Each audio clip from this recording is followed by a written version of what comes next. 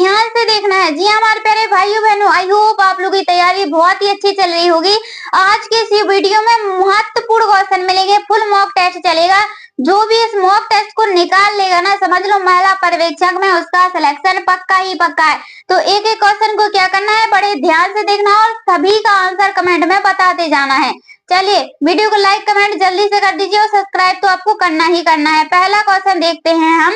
Iodine न्यूनता विकार रोकथाम के लिए आयोडीन की संपूर्ण न्यूनतम सुझाव मात्रा प्रतिदिन कितनी होती है? तो आयोडीन की प्रतिदिन मात्रा बतानी है, वह कितने माइक्रोग्राम होनी चाहिए? ए है 100 से 150 माइक्रोग्राम, बी 90 से 210 माइक्रोग्राम, सी 350 से 375 माइक्रोग्राम, डी है आपका 400 से 435 माइक्रोग्राम। तो करेक्ट आंसर बनेगा यहाँ पर आपका ऑप्शन नंबर ए। याद रखना 100 से 150 माइक्रोग्राम आयोडीन की आवश्यकता होती है प्रतिदिन। चलिए दूसरा क्वेश्चन स्टार्ट करते हैं। दूसरा क्वेश्चन स्टार्ट करने से पहले कल किस किस का एग्जाम है ये आप हमें जरूर बताइएगा। बहुत ही महत्वपूर्ण क्वेश्चन है, पूछा गया क्वेश्चन है। इनमें से कौन सा पूछ सकता है? तो अधिक ऊर्जा प्रदान करता है। तो अधिक ऊर्जा कौन सा तत्व है जो प्रदान करता है? ए प्रोटीन, बी वसा, सी कार्बोहाइड्रेट, डी है आपका खनिज। तो सबसे ज्यादा ऊर्जा वसा प्रदान करता है। तो करेक्ट आंसर क्या बनेगा यहाँ पर? वसा। चलिए अगला क्वेश्चन है, इसको याद रखना क्योंकि पूछा गया क्वेश्चन है और किसी भी शिफ्ट में पूछ सकते हैं। आहार में अत्यधिक सरल कार्बोहाइड्रेट होने से हो सकता है। देखिए तीसरे क्वेश्चन में पूछा क्या गया है, आहार यानी कि भोजन में अत्यधिक क्या होने से? कार्बोहाइड्रेट होने से क्या हो सकता है? ए है मोटापा, बी है आपका जल असंतुलन, बी है आपका रक्त अल्पता जिसको हम एनीमिया बोलते हैं, और डी है आपका इलेक्ट्रोलाइट असंतुलन। तो करेक्ट आंसर बनेगा यहाँ पर ऑप्शन नंबर ए मोटापा। क्या हो सकता है? अधिक भोजन में अधिक कार्बोहाइड्रेट होने से मोटापा हो सकता है। चलिए चौथे नंबर का क्वेश्चन बहुत ही मोस्ट इंपोर्टेंट क्वेश्चन है और बिल्कुल ध्यान से देखना है आपको इस क्वेश्चन को। मेगालोप्लास्टिक एनीमिया, मेगालोप्लास्टिक एनीमिया की कमी के कारण होता है। तो इसकी कमी के कारण क्या होता है? ए नंबर है आपका फॉलिक अम्ल, बी है आपका निकोटिक अम्ल, और सी है आपका पेंटोथेनिक अम्ल, और डी है उपरोक्त सभी। तो क्या होता है? फॉलिक अम्ल होता है। एनीमिया की कमी से क्या होता है? फॉलिक अम्ल के कारण होता है। चलिए अगला क्वेश्चन देखते हैं हमारे प्यारे भाई बहनों। 5 नंबर क्वेश्चन, विटामिन से सबसे ज्यादा क्वेश्चन आ रहे हैं तो हम इसलिए विटामिन के क्वेश्चन करा रहे हैं। एक एक क्वेश्चन को बड़े ध्यान से देखिए, सभी क्वेश्चन आपके लिए महत्वपूर्ण होने वाले हैं। इसे धूप से मिलने वाला विटामिन भी कहते हैं।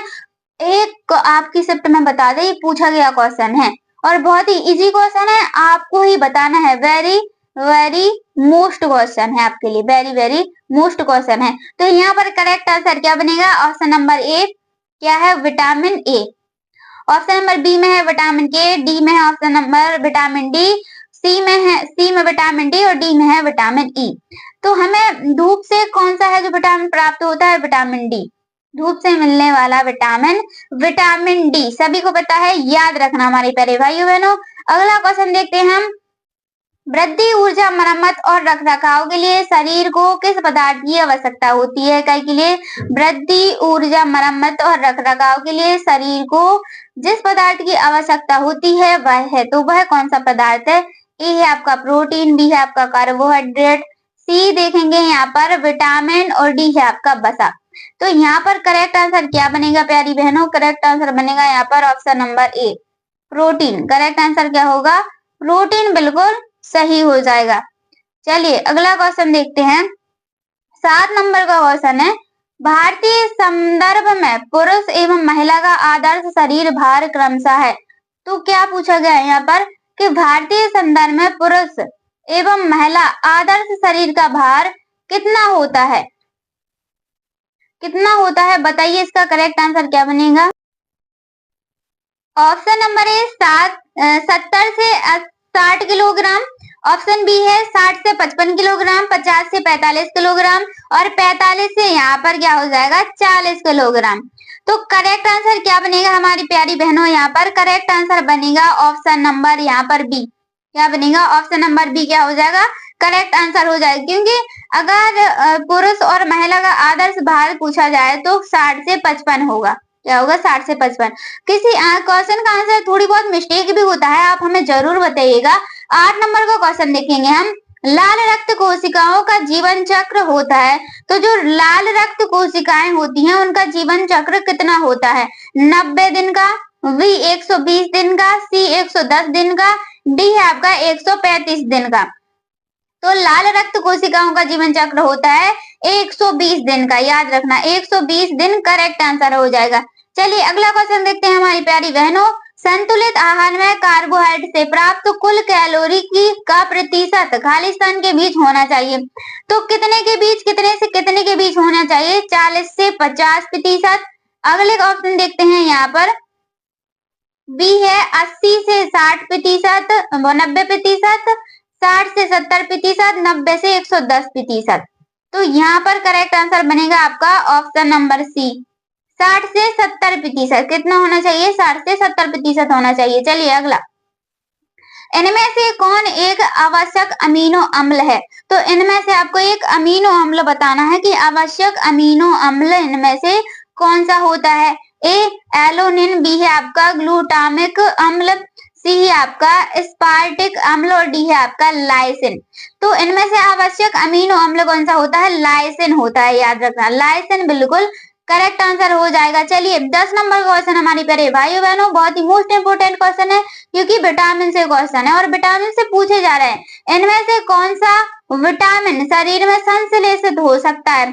तो शरीर में संश्लेषित होने वाला विटामिन बताना है। A vitamin A, C vitamin D, B vitamin C और डी है आपका विटामिन ई। थोड़ी option A B C D की मिस्टेक हो गई है। करेक्ट आंसर यहाँ पर क्या बनेगा? ऑप्शन नंबर सी बनेगा विटामिन डी, याद रखना।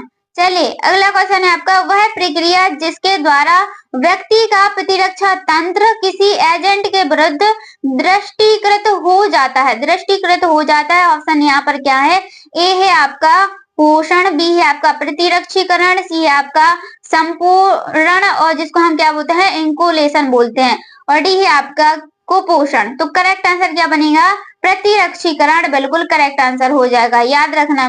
चलिए अगला क्वेश्चन बहुत ही महत्वपूर्ण क्वेश्चन है, इस क्वेश्चन को समझिएगा कि 12 नंबर क्वेश्चन, आईसीडीएस के संशोधन पोषण संबंधी मानदंडों फरवरी 2009 के अनुसार, किसके अनुसार? 2009 के अनुसार गर्भवती महिलाओं को, स्तनपान करा रही महिलाओं को दी जाने वाली ऊर्जा प्रोटीन की मात्रा क्रमशः होनी चाहिए, तो कितनी होनी चाहिए? ऐसे ही बड़े बड़े क्वेश्चन आपके एग्जाम में आएंगे, आपको ज्यादा टाइम नहीं लगाना है, सोच समझ के करेक्ट आंसर लगाना है। तो यहाँ पर करेक्ट आंसर क्या बनेगा?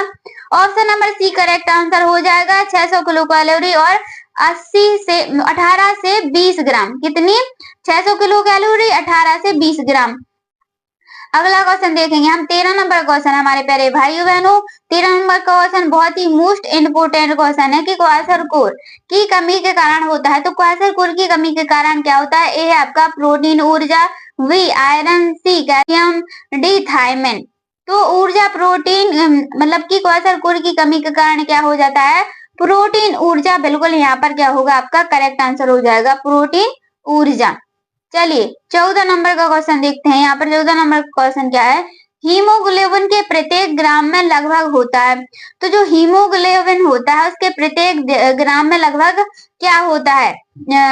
6.34 milligram iron, 4.25 milligram iron, 3.34 kilogram iron या फिर मिलीग्राम आयरन, डी है आपका 2.24 मिलीग्राम आयरन। तो करेक्ट आंसर बनेगा option number C, 3.34 kilogram iron.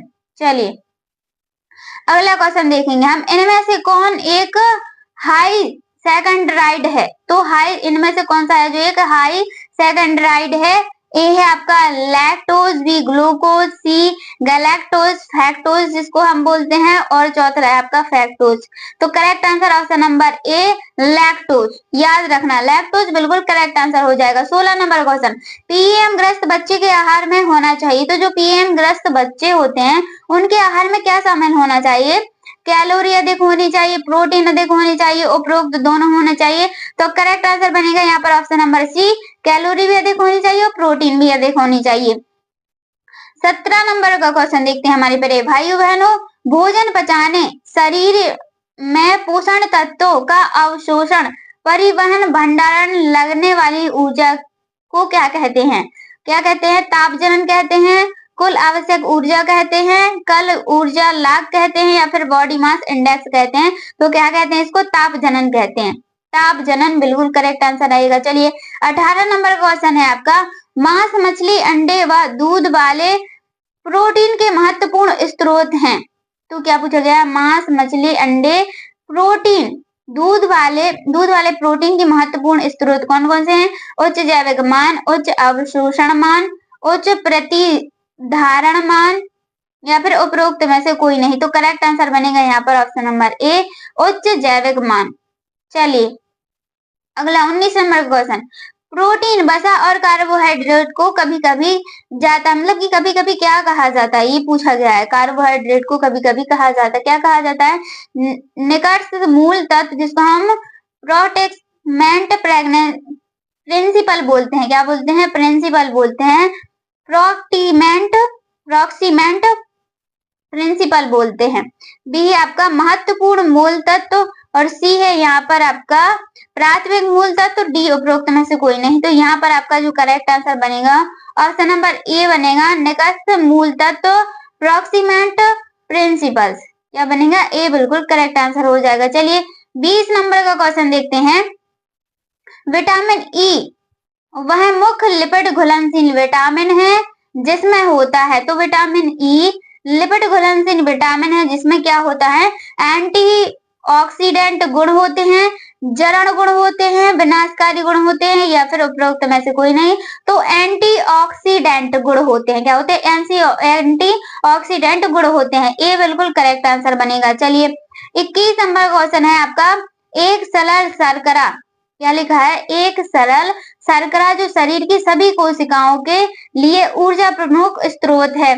ए है गन्ने का शर्करा, बी ग्लूकोज, सी सुक्रोज, डी फ्रैक्टोज। तो यहाँ पर इसका करेक्ट आंसर क्या बनेगा हमारी प्यारी बहनों? कौन कौन इसका बिल्कुल करेक्ट आंसर बताएगा? देखते हैं कौन कौन इसका बिल्कुल करेक्ट आंसर है जो बता पाते हैं। एक सरल शर्करा जो शरीर की सभी कोशिकाओं के लिए ऊर्जा का स्रोत है वह है आपका ग्लूकोज। करेक्ट आंसर क्या बनेगा? ग्लूकोज यहाँ पर करेक्ट आंसर हो जाएगा। 22 नंबर का क्वेश्चन, आईसीएमआर 2010 के अनुसार स्त्रियों के लिए कैल्शियम की अनुशंसित अनुमति कितनी होती है? मतलब कि कितनी होती है? किसके लिए? स्त्रियों के लिए कैल्शियम की अनुशंसित अनुमति बताना है। ऑप्शन यहाँ पर देखेंगे हम। ए नंबर का है आपका 600 मिलीग्राम दिन, 300 मिलीग्राम दिन, 400 मिलीग्राम दिन, 700 मिलीग्राम दिन। तो करेक्ट आंसर बनेगा यहाँ पर 600 मिलीग्राम दिन, ये ए वाला। चलिए अगला क्वेश्चन, शाकाहारी माता में की कमी से होने की संभावना अधिक होती है। तो शाकाहारी में किसकी कमी से संभावना अधिक होती है? देखिए यहाँ पर ऑप्शन है आपका, ऑप्शन नंबर ए है आपका vitamin B12, option C vitamin C, option C है आपका विटामिन ए, बी है विटामिन सी, और डी है आपका आयरन। तो correct answer option number A vitamin B12, याद रखना। चलिए 24 नंबर का क्वेश्चन, फ्रोडर्मा के कारण होता है। तो फ्रोनोडर्मा के कारण क्या होता है? ए खनिज की कमी, बी कॉम्प्लेक्स विटामिनों की कमी, आवश्यक वसा अम्लों की कमी, उपरोक्त में से कोई नहीं। तो correct answer option number C आवश्यक वसा अम्लों की कमी। 25 नंबर का क्वेश्चन देखेंगे हम, हरे पत्तेदार सब्जियों और ताजे फल का अच्छा स्रोत नहीं है। नहीं है और है में देख लिया करो पीछे क्या है, नहीं है या फिर है। आहारीय रेशे, protein, vitamin K, vitamin A. तो correct answer option number B protein. याद रखना हम आपके बहुत ही जल्दी जल्दी क्वेश्चन करा रहे हैं ताकि आपकी सभी क्वेश्चन है जो कवर हो जाएं। चलिए 26 नंबर का क्वेश्चन आपका बहुत ही मोस्ट इंपोर्टेंट क्वेश्चन है, बाद की आयु में सर्वोत्तम उच्च अस्थि द्रव्यमान घनत्व प्राप्त करने और ऑस्टियोपोरोसिस के कारण होने वाले अस्थि भंग को जोखिम को घटाने के लिए की पर्याप्त मात्रा आवश्यक होती है। तो किसकी आवश्यक मात्रा होती है? आयरन एवं विटामिन सी की, आयरन एवं फॉलिक अम्ल की, कैल्शियम एवं व्यायाम की, सोडियम एवं क्लोराइड की। तो करेक्ट आंसर ऑप्शन नंबर यहाँ पर सी हो जाएगा, कैल्शियम एवं व्यायाम की। हम आपको बताते जा रहे हैं, लास्ट में आपको बताना है कि आपके बिल्कुल सही सही कितने जा रहे हैं। आप देख लीजिएगा कि हम जो भी क्वेश्चन आपको बता रहे हैं लास्ट में आप जल्दी से काउंट कर लीजिएगा। हमारे ये बिल्कुल करेक्ट जा रहा है। खालिस्तान के दौरान खनिजों की अपेक्षा विटामिनों की विशेषकर जल घुलनशील बी समूह के विटामिनों का ह्रास अधिक होता है। तो कै का ह्रास है जो अधिक होता है? खाना पकाने, खाने, अगला ऑप्शन है आपका यहाँ पर छूने, इनमें से कोई नहीं। तो यहाँ पर खाना पकाने के दौरान, तो करेक्ट आंसर आपको ए लगाना है। यहाँ पे आएगा खाना पकाने के दौरान खनिजों की अपेक्षा विटामिनों की विशेषकर जल घुलनशील बी समूह का विटामिन का ह्रास। 28 नंबर का क्वेश्चन है आपका, आहार में वसा की कमी से हो सकता है। तो जो भोजन होता है जिसको हम आहार बोलते हैं कि वसा की कमी से क्या हो सकता है, ये देखेंगे हम। लिकोनिक अम्ल की कमी, एराकीडोनिक अम्ल की कमी, उपरोक्त दोनों या फिर उपरोक्त में से कोई नहीं। तो करेक्ट आंसर बनेगा यहाँ पर ऑप्शन नंबर सी, उपरोक्त दोनों, ए और बी दोनों। चलिए 29 नंबर का क्वेश्चन है आपका, बहुत ही मोस्ट इंपोर्टेंट क्वेश्चन है। घेंगा और क्रेटिनिता जिसको हम जड़ वामनता बोलते हैं, किसको जड़ वामनता बोलते हैं, का कारण बनने वाली प्रमुख पोषक तत्व न्यूनता है। तो कह की है आयरन की कमी, फ्लोराइड की कमी, आयोडीन की कमी। तो correct answer option number C, iodine की कमी। चलिए 30 नंबर का क्वेश्चन है, इनमें से कौन सा विटामिन बी12 की कमी से उत्पन्न मेगालोप्लास्टिक एनीमिया को ठीक कर देता है? किसको कर देता है ठीक? मेगालोप्लास्टिक एनीमिया को ठीक कर देता है।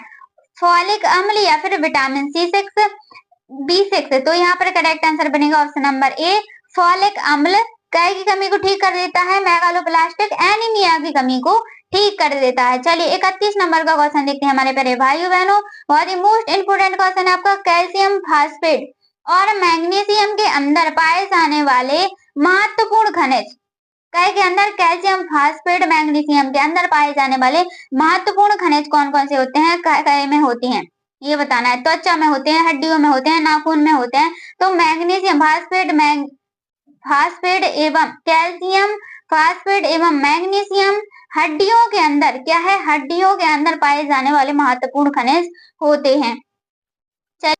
पौष्टिक व पोषक आहार में पौष्टिक व पोषक आहार जो सभी बृहद सूक्ष्म पोषक तत्वों का खाद्य समूह की दृष्टि से संपूर्ण होता है को कहलाता है। मतलब कि क्या कहलाता है? संतुलित आहार, असंतुलित आहार, अपूर्ण आहार। तो क्या कहलाता है? संतुलित आहार कहलाता है। करेक्ट आंसर क्या बनेगा? ऑप्शन नंबर ए बनेगा, संतुलित आहार कहलाता है। चलिए अगला क्वेश्चन देखते हैं यहाँ पर, 2.5 माह की आयु में शिशु को कौन सा टीका लगाया जाता है? तो 2.5 माह की आयु में शिशु को कौन सा टीका लगाया जाता है? डीटीपी का द्वितीय टीका, डीटीपी का प्रथम टीका, खसरा का टीका। तो डीटीपी का द्वितीय टीका लगाया जाता है। ए बिल्कुल यहाँ पर करेक्ट आंसर रहेगा, याद रखना। चलिए 34 नंबर का क्वेश्चन हमारे प्यारे भाइयों बहनों, मानव शरीर में छीड़ बना दिए गए रोगजनक को प्रविष्ट कराने की प्रक्रिया को कहते हैं। तो मानव शरीर में छीड़ बना दिए गए रोगजनक को क्या क्या किस प्रविष्ट की प्रक्रिया को कहते हैं, ये पूछा गया है। ये है आपका प्रतिरक्षीकरण, बी है आपका टीकाकरण, सी है आपका छीणन। तो करेक्ट आंसर बनेगा ऑप्शन नंबर बी, टीकाकरण। याद रखना टीकाकरण यहाँ पर क्या होगा, करेक्ट आंसर होगा। 35 नंबर का क्वेश्चन, बैरीसेला वैक्सीनेशन की पहली खुराक हेतु न्यूनतम आयु है। बैरीसेला वैक्सीन की पहली खुराक हेतु न्यूनतम आयु बतानी है कि कितनी होती है, न्यूनतम आयु पूछा गया है यहाँ पर।